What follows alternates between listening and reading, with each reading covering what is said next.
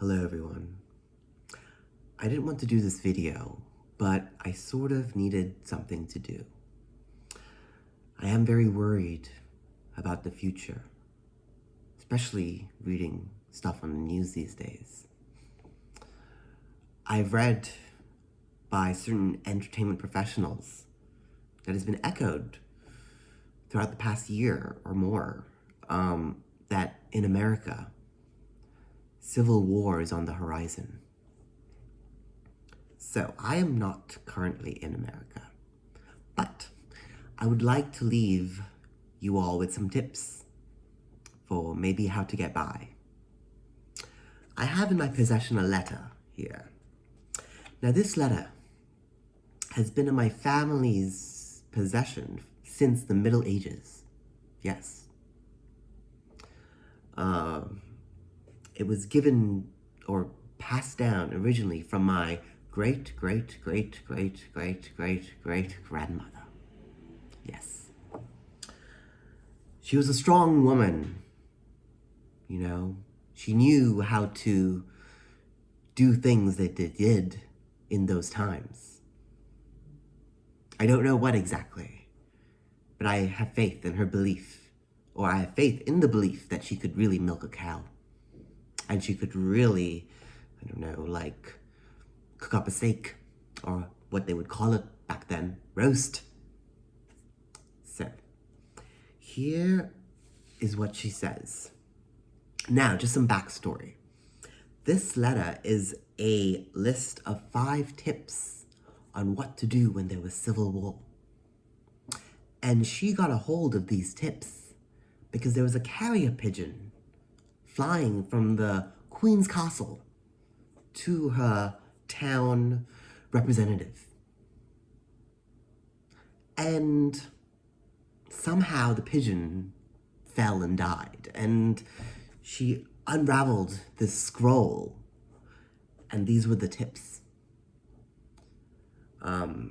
Luckily, she was able to inform everyone, and I am unaware of the results of what happened, but the letter survived. So, and I guess she did too, because the family is still around, right? Well, anyway, I'm going to read them out to you. It is written in a very ancient script. Most people would not be able to understand it, but I have very perceptive eyes. Okay, so tip number 1. Stock up on bows and arrows. Yes, bows and arrows are very useful. You know, you want that distance shot, you know. Go for the distance. Yes, yes, stock up on bows and arrows. Number 2. Hay is for horses. That's right. Hay is for horses. So, I'm guessing she said this because there might have been food scarcity at the time. It is not an excuse to eat hay. Hay is for horses. Number 3. In case of attack, cover your ears and carry on. Well, it's there in the list. I'm not really sure how effective that is. But any advice is good advice, right? These are, after all, pearls of wisdom. You know, passed down through the ages, through civilization. Babylonia, you could say. Anyway, remember that. Cover your ears and carry on. Number 4. Seek out a buddy elf. They know magic. That is very wise, and I guess today it is hard to find magical elves, but this was another time, you know. If you are in a location with elves, you know, please grab a hold of one, you know, and, you know, they know magic.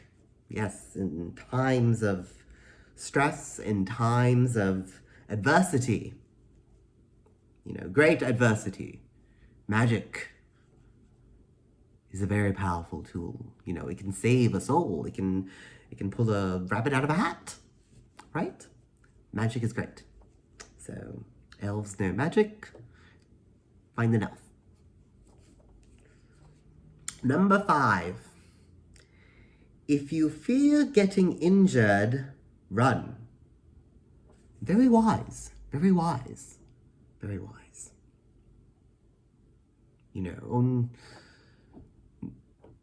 That just makes sense. It's to the point. If you don't want to get hurt, run. Right?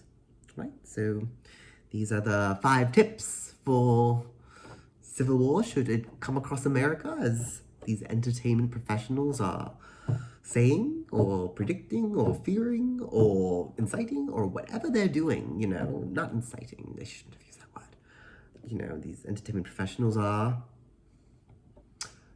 I guess, I don't even know why they're saying this, to be honest.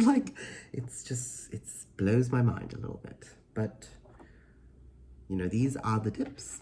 And I will repeat them one last time in case you missed one. Number 1, stock up on bows and arrows. Number 2, hay is for horses. Number 3, in case of attack, cover your ears and carry on. Number 4, seek out a buddy elf, they know magic. And number 5, if you fear getting injured, run. There you go. Those are lessons from history. Medieval history. Yes, So hopefully nothing bad or serious or anything happens and the world finds peaceful solutions so you can keep your pantry empty of bows and arrows, for example, right? I hope you guys have a good day, and no, not the prayer hands. I hope you guys have a good day, and blessed be. Oh, why do I keep doing this? I hope you guys have a good day, and be well. Be merry and well. Don't be merry.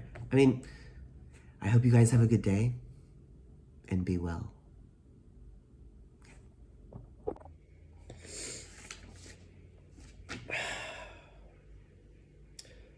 Good morning, employees of Spa Chain.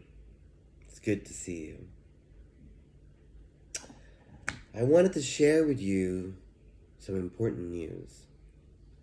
So, while you're all at work on these last few days of the week, little do you know that you do not need to be at work. You could be like me, at home, having a drink. Cheers. Because the truth of the matter is, and I think you're all grown up enough to handle the truth, is that Spa Chain, the company we all work for, is closing down. And it was an honor to run this chain of spas. But Spa Chain has reached the end of the line. Those of you still at work in these last few days, thank you for sticking it out to the end when you really don't need to, could all go home right now. It's all good, you can be with your loved ones. You're really not getting paid for these last 2 days even. So anyway, enough about that, who am I, the good guy? So I wanted to share with you guys 5 things I learned being CEO.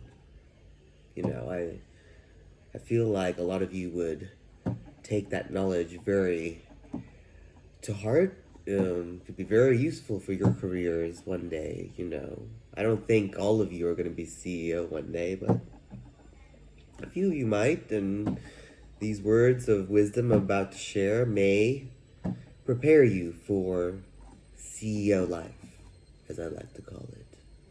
Okay, guys? Okay. So, the first thing I learned being CEO is that the coffee is the same at every level.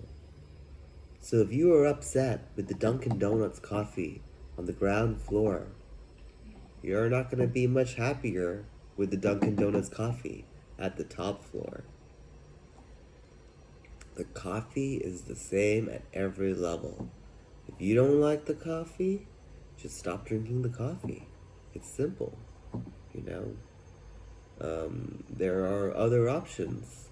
And while at Spa Chain we did not offer other options, you were always free to bring your own tea or Coca-Cola or other beverages of your choice in a sealed container that is not allowed to be near any electronic uh, devices, like your desktop computer. But you could have put your sealed container on the floor while you are working on your computer and still enjoy your nice cup of tea or Coca-Cola or orange juice or whatever beverage you prefer. Anyway, getting back to the point.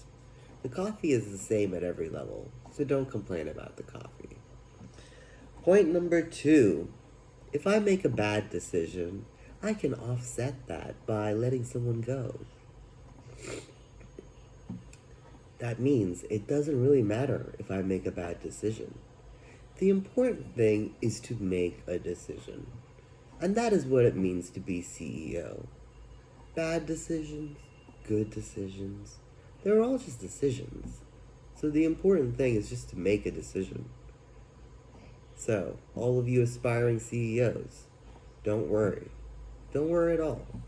You just gotta make a decision, and the rest will follow.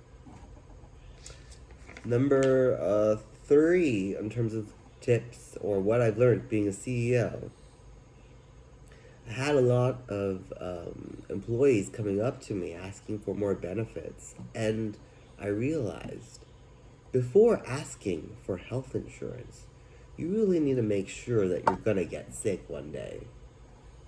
I'm just being honest here, you know. We are a company that wants to make sure money and resources aren't wasted in stupid things.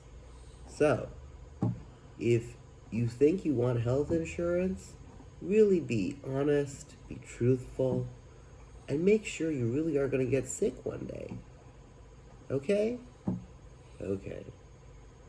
The next thing I learned being CEO is that they put the best pictures of me in the press, which is great, you know? Like, I love some of the photos they put, you know? It's, they do that thing called Photoshop, you know? Like, edging out the lines and things like that, you know?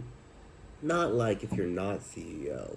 Then you end up being like Rebecca, who gets to be on the news because she's complaining about the mental health care at her son's high school. Was that a great photo? No, Rebecca in HR did not have a great photo in the news. You know, her photo looked very, well, let's not, you know, pick apart a woman in HR, shall we? But you get my point, you guys. You know? CEOs get the best photos. And everyone else, well, everyone else doesn't get as good a photo, clearly. So yeah, that is another thing I learned being CEO.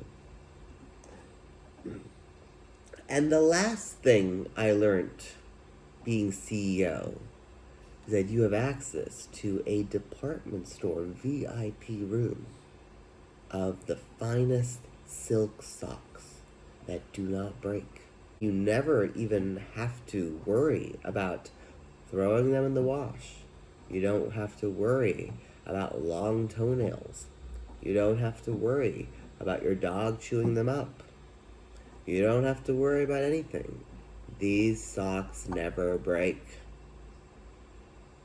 And I know many of you must be envious, because for many of you, you have socks that break. Yeah, it's a tough life, I know. You know, you go to the same department store, I know you do, you know, but you have to look at an aisle 2 of men's fashion, whereas CEOs get taken to special room above men's fashion. So, that's just how it is, guys. Take care, and thank you all for your time and efforts, and your commitment to Spa Chain while it lasted. Good evening, everyone. So I just got back from my day safari at the Zambia National Zoo. I've been doing a research trip trying to study the ecological and sustainable progress of animals during the last few years. As we know, Mother Nature is suffering as climate change reaps its toll on the world. And so the more we can study these animals and find out what we can do to sustain natural life, the better our future could be, perhaps. It is right now in the middle of summer in Africa. The heat is sweltering, and so it is always wise to keep a bottle of water by your side. Anyway, as I was out in the wild during the safari, I took many a note of things I observed to learn about the natural world, to see what it is that is changing and what is it that we can do as humans at the same time. So, here are 5 things I learned during the safari. Number 1. Unlike that French idiom, if you step on poo during a safari, it is not a sign of good luck. It usually means that there is an animal nearby who has emptied its insides and is probably hungry. The wise thing would be to then get in your car and wait for the animal to research the area and realize there is no one around. The second thing I learned during the safari is that animals love getting drunk by the amarula trees. Therefore, if you are looking for some Real Housewives drama, but a little bit more animalistic and at times bestial, the best thing to do would be to keep watch by the amarula trees. That is where the animals get their natural drunkenness. Yes. The third thing I learnt today. Giraffes sometimes cannot tell the difference between their leg and their penis. So, this has resulted at times in giraffes taking flight away from predators, trying to reach high speeds of escape, only to trip over their unusually long organ. That is one thing I learned also today. Number 4. The more fashionable the hat, the more likely it will attract a cat. Now, this makes monkeys unusually jealous, who are usually the ones being chased by cats. The thing about these animals is they think it's all a game until one of their own gets hurt. But yes, just remember, the more fashionable the hat, the more likely to attract a cat. And number 5, most of these animals can be quite aggressive on their own, so it was always wise to have a guide accompany you on their safari. In case need be, such guide can tranquilize an aggressive animal in the bottom. So there, 5 important things I've learned about going on a safari.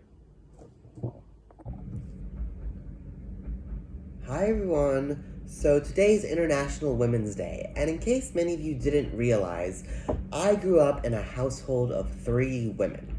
So today, for International Women's Day, I want to tell you 10 things I learned about living with women. So, the first thing I learned. They will share their bags and jewelry with each other, but if you are the only guy, it may take a little bit of convincing to borrow, for example, a really expensive designer bag. If you do succeed, the lesson is, do not put said expensive bag on the ground, on the floor, in public. That's lesson number 1. Lesson number 2, do not come home drunk and then cry to them at 2 a.m. I've done this many times and I've gotten in so much trouble. Do not come home drunk crying to them. Okay. The third thing I've learned from living in a household of women has been, do not pretend to set fire to your sister's room with a shot of vodka, even though the shot doesn't light and the floor is varnished with fireproof glaze. Just don't light your sister's room on fire, even if it's a joke, and it's not actually going to light on fire. Number 4, do not finish all the wine, especially if they bought it. Yes, do not drink all the wine, especially if, your mom bought it, for example. She wants a glass for herself too. Yes. Number 5, do not gate crash their conversations with their friends, interrupting and telling everything about your life. Their conversations with their friends, they really appreciate that time, and especially in their busy schedules, it's not something they do all day. So do not gate crash their conversations with stories about your life and everything in that time that they have. Number 6, if you find yourself in constant chaos with those around you because of the educational, generational, and cultural differences, the best thing to do is to stay in your room and wait for the signal to leave the country. Number 7, do not walk in on them in the bathroom while they're doing any business. Trust me, it will be painful for your eyes as well as their eyes. Number 8, do not get revenge on a bad situation with your mother by pouring Coca-Cola in her underwear drawer. Don't do that. Don't do that. Number 9, a vacuum is to be used on the floor and not on a person's hair, no matter how long their hair is. Okay. Number 10, there's always a secret spot in the house where they hide cash, cigarettes, and alcohol. So find out where that spot is and use it wisely. And apart from that, I also have learned a lot about skincare and hair products and things like fashion as well. So those are some things I learned from living in a household of women. Happy Women's International Day! Good afternoon, everyone. It is I, your local veterinarian, and I'm here to tell you 5 things I learned being a veterinarian. These are the 5 ways you can tell if your dog is the killer. Now, why am I asking if anyone's dog is the killer? Well, it so happens I've heard of a certain household where everyone who slept with the dog on their bed ended up with some sort of disease or sickness. Therefore, it is worth questioning and using these 5 lessons I learned to tell if your dog is the killer. Now, let us start. The first lesson is, how does your dog respond to touch?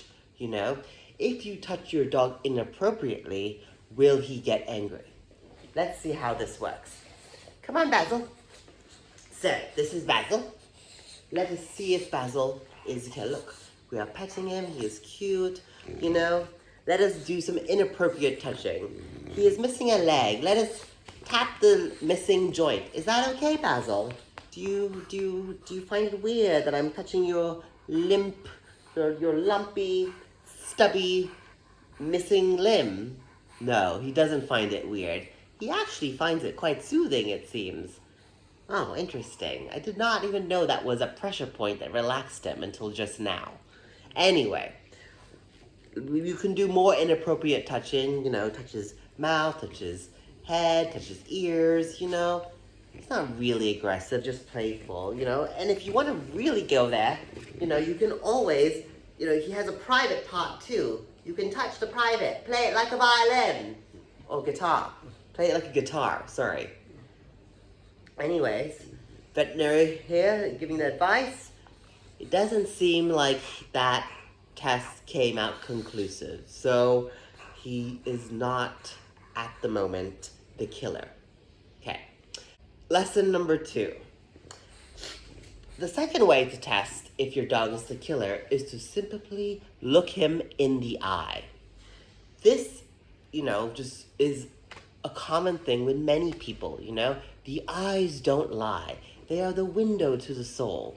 So, let us look Basil in the eye. Basil. Basil.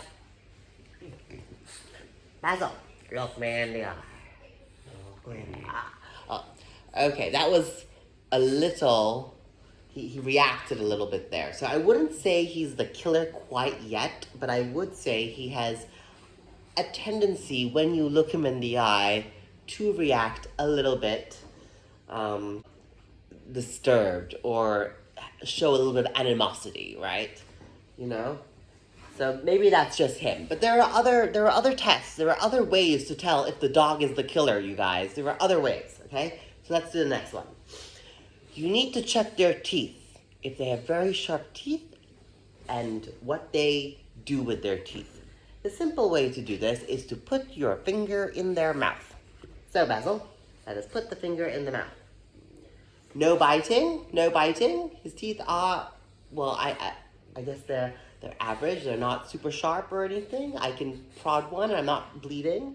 No biting, no biting. So, doesn't seem to be the killer or have a killer instinct, you could say, He didn't even treat my finger as a chew toy or a bone, in fact, I feel like he was just sort of like massaging my finger, as if attempting to exfoliate or, just give it some sort of lubrication. But anyways, that is the next thing. Now, the next thing to tell if your dog is the killer is to see how they respond to blood. Okay, so blood is like what drives killers like hungry. It is their adrenaline rush. They're like sharks. They smell blood from like miles away. So, how does Basil respond to blood? Here, I have some blood. So, let us see. Basil, what do you think about this? What do you think about this? Blood, blood, blood, blood? I mean, he licked the glass, but he's not, oh, he keeps looking, oh, yes, he's licking the glass, but he's not, reaching in for it. I think he's just attracted to the color. He's not really attracted to the blood, Blood? No. See, he doesn't care about blood. So, clearly he's not the killer in that regard. Okay? Look at my eyes. Look at my eyes. Look at my eyes. Look at my eyes. He passed that time. And the last way to check if your dog is the killer is to simply see if he will pass a possession test. So, does he respond to Christ and the cross? We'll find out, right? So, put your fingers into a cross and put it on his forehead. Is he burning? Oh my God. Basil, what? Maybe some of you should see this. Here he is. Try it again. Is he burning? I mean, he's seemingly a little bit uncomfortable, right? He doesn't like the cross too much, I can't tell if he thinks it's a cross or like some... Oh, he hates the cross. So maybe he's not evil, but maybe there is a ghost inside of him, Maybe he's not evil, but maybe there is a ghost inside of him. Okay, Basil. So, the last test he clearly did not do very well on. But he did not burn. There's no burns. He just dislikes Christ and the cross, Okay, I'm not Christ anymore. Okay, good. See? Okay. Anyways, thank you so much for joining us. These are 5 ways to tell if your dog is the killer. Bye, guys. Hey, thanks for the ride. Yeah, I was just in that place. Yeah, I know there are no windows, it's kind of like asylum-y or whatever, Yeah, there's just bars, prevent stray dogs from entering. That's really what it's for, like Yeah, I was just there. I need to go though. We need to go right now. We need to like leave this place. I'm not sticking around, and they may want me back, but I'm not going back. No, no, no, no, no. No, I didn't leave like without permission. I just took a stroll, and now we have to go 5 miles or cross country. Let's go cross country. Oh, you're just going like to the next city. That's not too bad. How far is the next city? Oh, it's just like round the block. Okay, well, round the block is still a block away from here, and that's great. That's great. Let's go. Let's go. Let's go. Right? Okay, so here are the 5 things I learned in the hospital, just so you know, in case you ever end up at that hospital and you're trying to think like, oh, what do I need to do to, like I guess like survive or whatever, right? So here are 5 tips to survive the hospital.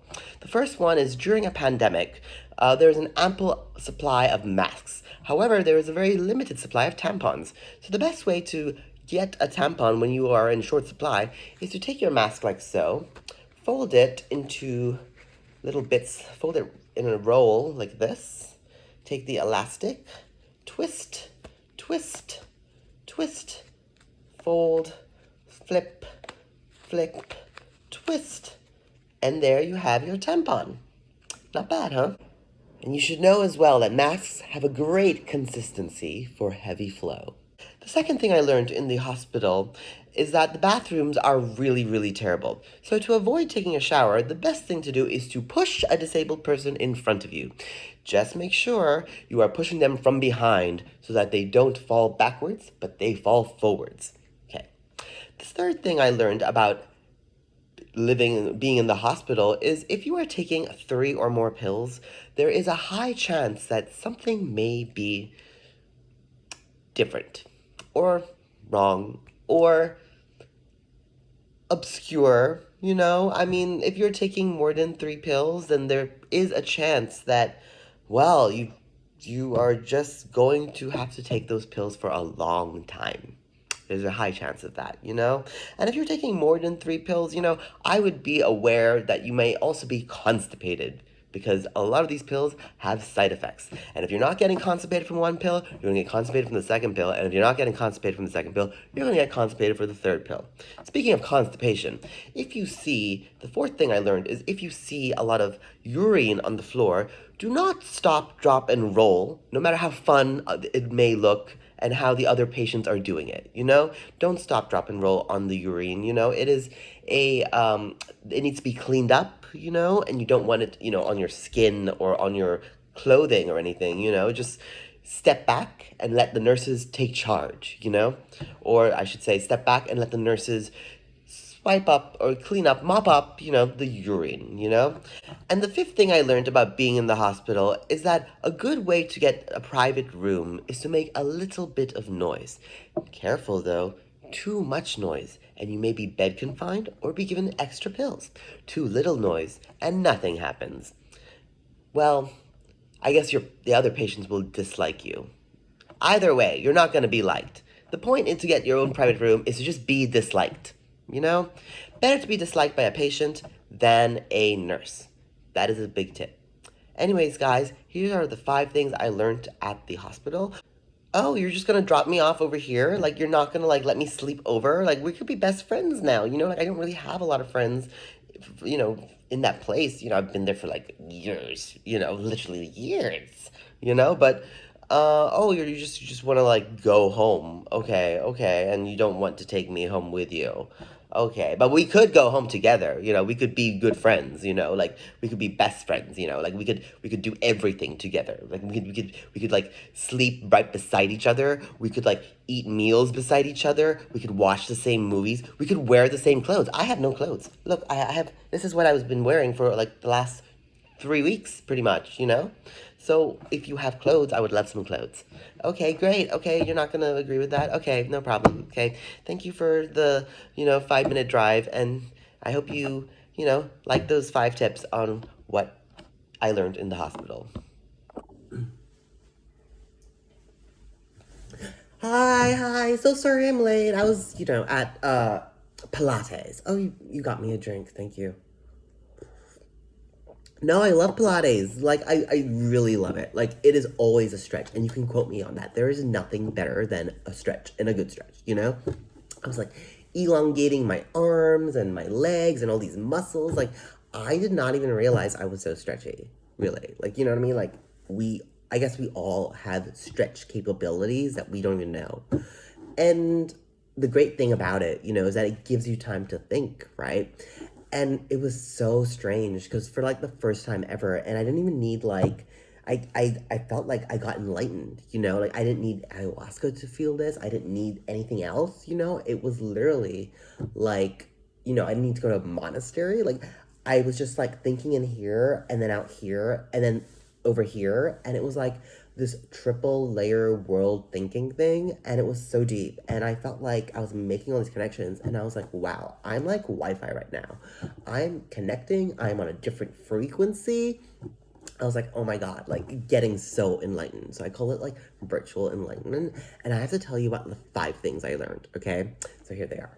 The first thing I learned is I cannot change my bank account.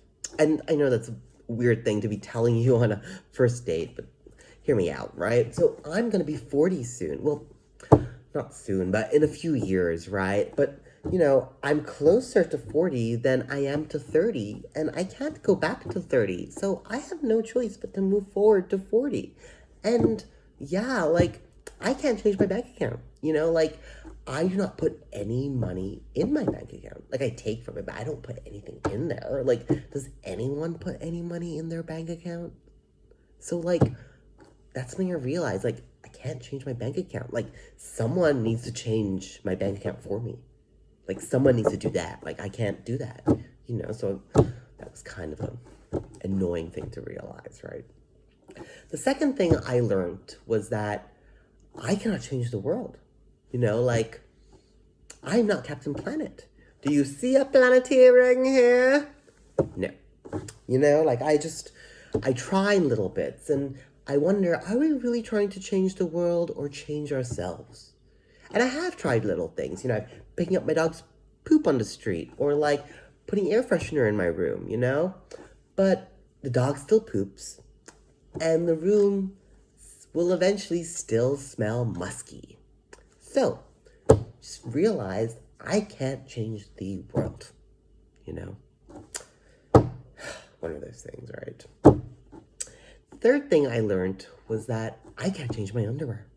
And I know you're like, you know, I don't know if that's a turn on or what, you know, but I can't change my underwear. I wear the same underwear for a long period of time sometimes, you know. It's like my safety net, you know, like I'm attached at the hip to my underwear, you know, like it knows all the most intimate details of me. Like I can't change my underwear. Like no one wants to get rid of their safety net, right? Or try something different, especially when you're like used to it, right? So I can't change my underwear, and I love my underwear, so it's not really a problem unless someone makes it a problem. Maybe I don't think so. I just letting you know, as I realized this, I didn't even think about it until I had that enlightenment. But I can't change my underwear. And then the fourth thing I realized was I can't change my toothpaste. Listen, so once you start on Colgate, you stick to Colgate for the rest of your life. Once you start on Crest, you stick to Crest for the rest of your life. This is the secret of commercial capitalism, toothpaste industry. Literally, your toothpaste is like part of your blood or race at this point. You should put it on your birth certificate or you should put it on your freaking passport. No one can change their toothpaste. I can't change my toothpaste. You know? Can't change your toothpaste. And the fifth thing I learned was I can't change the dictionary. So if I wanted to call a table a chair and a chair a table, I can't do that. You know, like even if I sat on the table and ate on the chair, the table is still a table and the chair is still a chair. So I kind of realized, oh my gosh, like I'm kind of limited in my expression of language, you know, in a sense, right?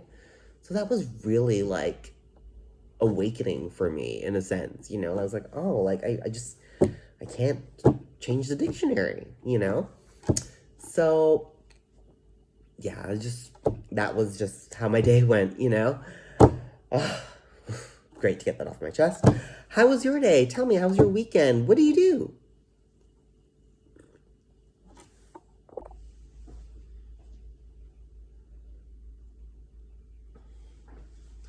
Hi, sorry I'm late, I was just at Pilates. Yeah, I do Pilates, yeah. How was it? I mean, it was a stretch. Yeah, it was some good hamstrings pulled and some good tightening there, Good stretch, right?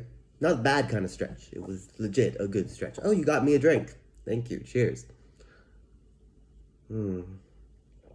Good, good. So, let me tell you about my day. I guess while stretching, I had this uncanny thought. It was unbelievable.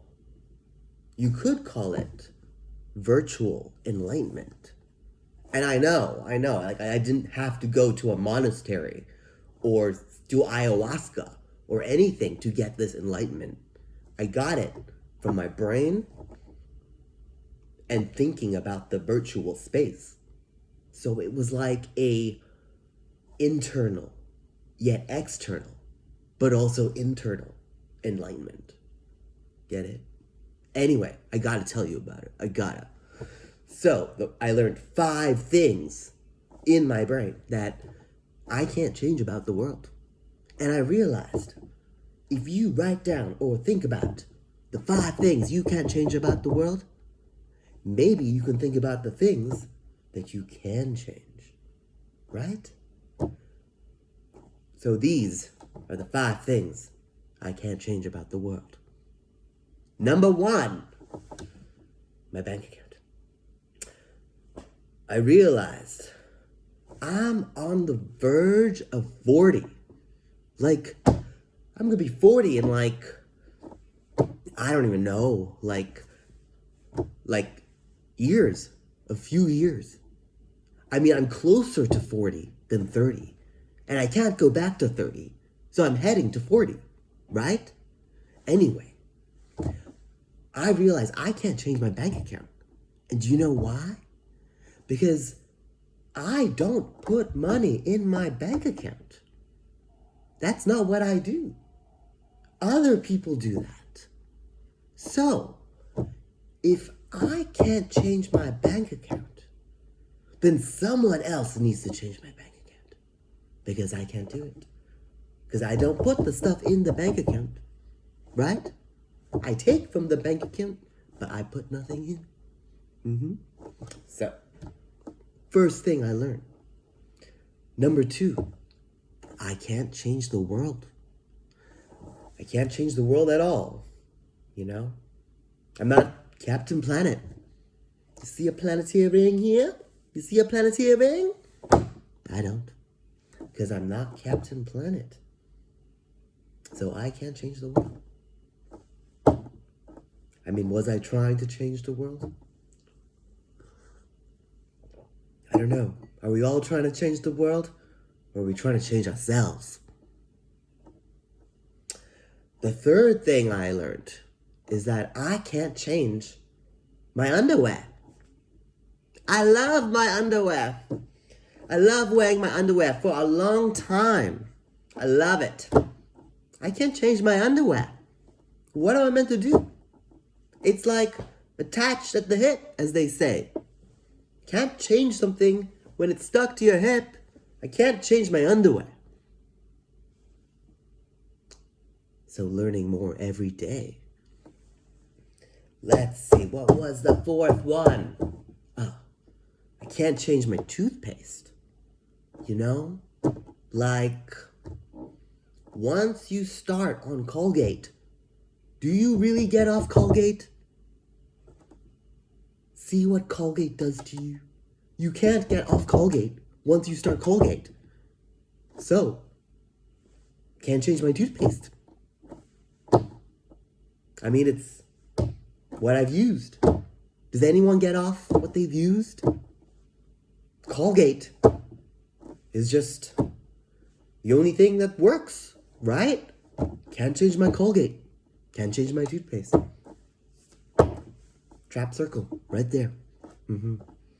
And the last thing I learned is that I can't change the dictionary. So, if I wanted the word table to mean chair. I can't change that table does not mean chair. I cannot take a table and say this is a chair, or take a chair and say this is a table.